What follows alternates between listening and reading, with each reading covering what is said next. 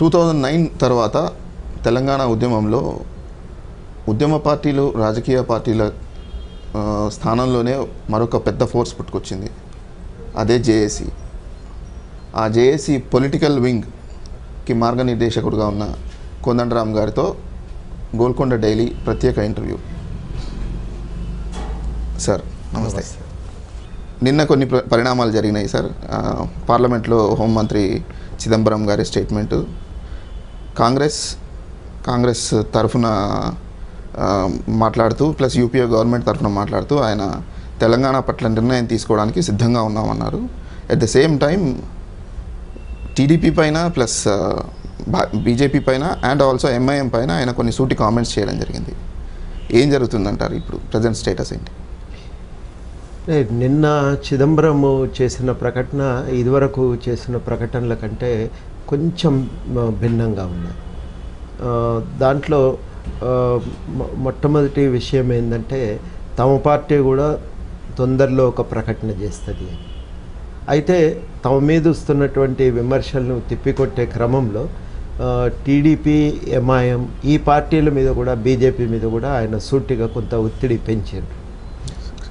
అంటే ఇప్పుడు జరగబోయే పరిణామం ఏంటంటే టీడీపీ నేను ఆల్రెడీ చెప్పినా తప్పించుకోవటానికి వీలు లేకుండా, అదేవిధంగా బీజేపీ కూడా తన వైఖరి సరే మీరు మార్చుకున్నారు మంచిదే అని ఒక మాటతో వదిలేసింది. కానీ ప్రధానమైన బాధ్యత ఇవాళ టీడీపీ మీద ఉంది. ఆ పార్టీ తన వైఖరిని స్పష్టం చేయవలసినటువంటి అవసరాన్ని ఇవాళ వీళ్ళు ఒకటి కాంగ్రెస్ ఒక నాయకునిగా హోంమంత్రిగా చిదంబరం గారు చాలా సూటిగా ఆ విషయాన్ని తెలియజెప్పారు.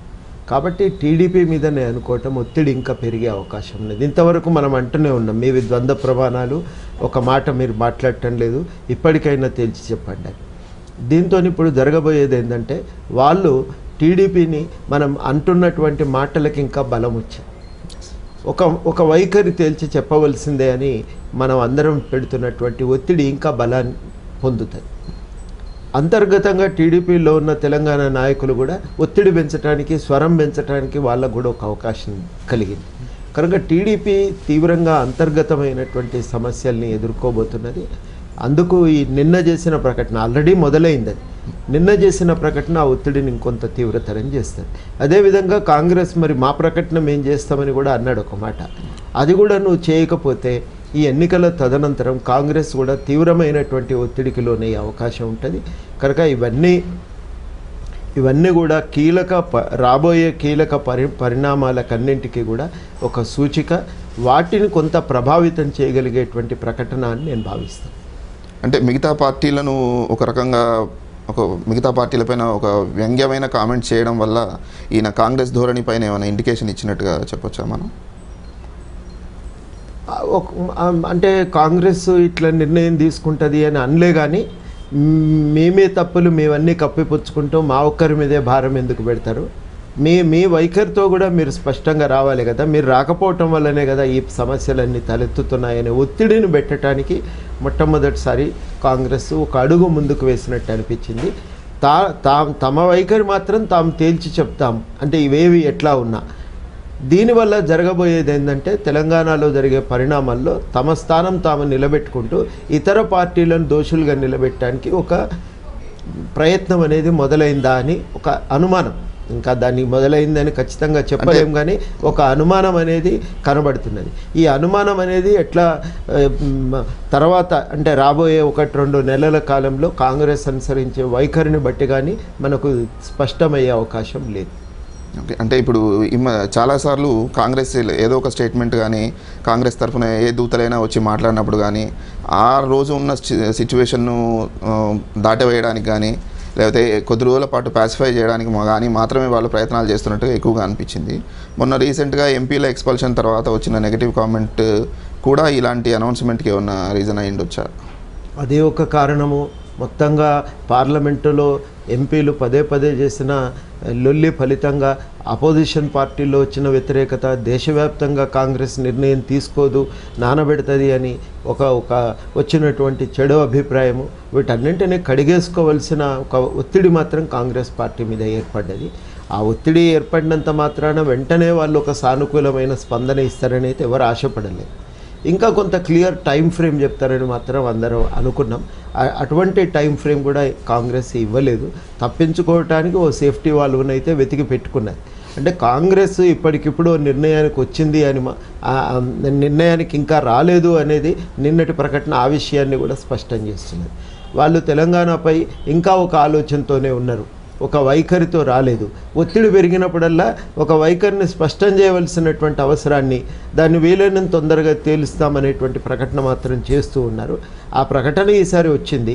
ఆ ప్రకటనతో పాటు అదనంగా వచ్చింది ఏంటంటే అపోజిషన్ పార్టీల మీద తీవ్రమైన ఒక విమర్శ పెట్టి మీ వైఖరి తేల్చండి, మాది కూడా మేము చెప్తామనే మాట మొట్టమొదటిసారిగా అన్నాడు. ఆ ఒక్క చిన్న మార్పు మాత్రం ఈసారి ప్రకటనలో ఉన్నదని దాన్ని మనం గుర్తించడం అవసరమని నేను భావిస్తాను. సరే, స్థానికంగా ఇక్కడికి వస్తే మహబూబ్ నగర్ ఎన్నికల తర్వాత పరకాల ఎన్నికల నేపథ్యంలో జేఏసీ పాత్ర ఏంటి? జేఏసీ ఎలాంటి డిసైసివ్ రోల్ ప్లే చేయబోతుంది? ఇప్పుడు ఒకటే వాస్తవం అండి, తెలంగాణ ఉద్యమం మాత్రం మనం చాలాసార్లు కీలక దశకు చేరుకున్నదని అంటూనే ఉన్నాం. ఆ కీలక దశలో కూడా ఇవాళ మళ్ళీ ఒక కీలకమైన ఘట్టానికి మనం చేరుకున్నాం. ఇవాళ జరిగింది ఏంటంటే మొన్నటి ఉప ఎన్నికలతో ఒకటి స్పష్టమైంది. ఇక తెలంగాణలో ఆంధ్ర పార్టీలకు, ఆంధ్ర శక్తులకు తెలంగాణలో ఇక స్థానం లేదు. వాళ్ళు తెలంగాణలో ఇక నిలదొక్కునేటువంటి అవకాశం కూడా లేదు.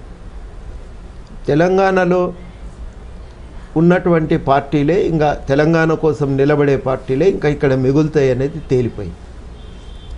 మరోవైపు ఇంతవరకు చెప్తున్నటువంటి కాంగ్రెస్ టీడీపీలు చెప్తున్నటువంటి ఇంకొక మాట కూడా అబద్ధమని సందర్భంగా తేలిపోయింది.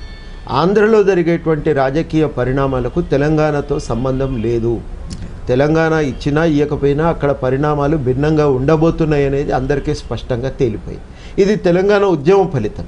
తెలంగాణ ఉద్యమం ఫలితంగా కొన్ని శక్తులు తెలంగాణలో ఆంధ్ర ప్రాంత సమైక్యవాద శక్తులు తెలంగాణలో ఎదగటానికి మనం అవకాశం లేకుండా ప్రజలను చైతన్యపరచడంతో ఇవాళ ఒక పరిణామం ఏం జరిగిందంటే ఆంధ్రల రాజకీయ పరిస్థితులు ఒక రకంగా, తెలంగాణ రాజకీయ పరిస్థితులు తెలంగాణ ఉద్యమం ఫలితంగా ఇంకొక రకంగా తయారైపోయినాయి. కనుక ఆంధ్రలో జరిగేటువంటి పరిణామాలకు తెలంగాణ రాష్ట్ర ఏర్పాటుతో ఇప్పుడు సంబంధం లేదు. దాని ఇంగ్లీష్లో డైనమిక్స్ అంటాం కదా, దాని అంతర్గతమైనటువంటి పరిస్థితులు వేరు, దాన్ని ప్రభావితం చేసే పరిస్థితులు వేరు, అది దాని ప్రయాణ మార్గం వేరు. తెలంగాణ కనబడుతూనే ఉంది. ఒక రకంగా చెప్పాలంటే ఇప్పుడు ఆంధ్ర ఇప్పుడు జరగబోతున్న బై ఎలక్షన్స్ గురించిన చర్చ మొదలైనప్పటి నుంచి టీడీపీలో ఎస్పెషల్లీ తెలంగాణ కౌన్సిల్ కానీ అట్ ది సేమ్ టైం కాంగ్రెస్లో ఉన్న చాలా వోకల్గా ఉన్న కొందరు ఫోర్స్ కానీ ఎవరు మాట్లాడకుండా ఉంటున్నారు. ఇప్పుడు అంటే ఒక రకంగా కాంగ్రెస్ పైనుంచి కానీ లేకపోతే టీడీపీలో అంతర్గతంగా కానీ ఖచ్చితంగా ఫోకస్ ఆంధ్ర ఏరియా పైనే ఉంది. తెలంగాణలో ఏం జరుగుతుంది, ఏం కొట్టుకుంటారు, ఏం తిట్టుకుంటారు అనే దాంతో వాళ్ళు పెద్దగా పట్టించుకోవట్లేదు అనేది మళ్ళీ కనబడతానే ఉంది మీరు చెప్తున్నట్టు. అయితే నేను అడిగినట్టు జేఏసీ ఇప్పుడు ఈ రకమైన ఈ సిచ్యువేషన్లో ఏం చేయబోతుంది? ఆ విషయానికే వస్తున్నా.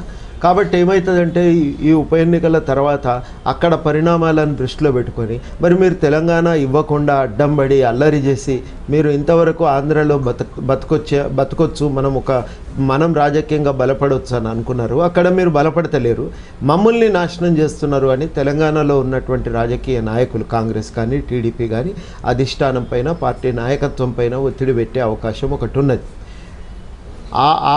తెలంగాణలో దానివల్ల ప్రభుత్వం బలహీనపడుతుంది, ఆంధ్ర రాజకీయ పార్టీలు మరింత బలహీనపడతాయి. ఒక చిన్నపాటి రాజకీయ సంక్షోభం అనేది ఆంధ్రప్రదేశ్ రాజకీయాల్లో తలెత్తుతుంది. ఈ నేపథ్యంలో మనం కీలకంగా జేఏసీ చేయవలసి ఉంటుంది. మొట్టమొదటిది తెలంగాణ శక్తులను ఐక్యంగా నిలబెట్టడం, మళ్ళీ ఏమాత్రం ఆంధ్ర పాలకులకు తెలంగాణలో అవకాశం లేకుండా చేయటం. ఇది మనం మొట్టమొదటి మనం చేయవలసిన పని. రెండవది, ఆ సందర్భంగా ప్రభుత్వం పైన, సీమాంధ్ర పార్టీలపైన ఒత్తిడి తీవ్రతరం చేసే విధంగా ఒక ఉద్యమ కార్యాచరణను తయారు చేసుకోవటం. ఈ రెండింటిని జాగ్రత్తగా టైమింగ్ కానీ దాని రోడ్ మ్యాప్ కానీ అవి చాలా జాగ్రత్తగా తయారు చేసుకోవాల్సినటువంటి సమయం. తెలంగాణలో కూడా ఏమవుతుందంటే ఇంకా ఒక తెలంగాణ అనేది ప్రత్యేక రాష్ట్రం దిశగా ప్రయాణం చేస్తున్నది అనే స్పష్టమైనప్పుడు అనేకమైన శక్తులు తమ స్థానాన్ని వెతుక్కునే ప్రయత్నం కూడా చేస్తాయి. దానివల్ల కొంత గందరగోళం కూడా తెలంగాణలో తలెత్తుతుంది. ఆ గందరగోళాల నడుమ ప్రజలకి స్పష్టత ఇచ్చి తొవ్వను స్పష్టంగా చూపించి మార్గనిర్దేశన చేయవలసినటువంటి బాధ్యత జేఏసీ మీద ఉంటుంది. ఆ పాత్ర జేఏసీ నిర్వర్తించడానికి సిద్ధంగా ఉండాలని నేను భావిస్తాను.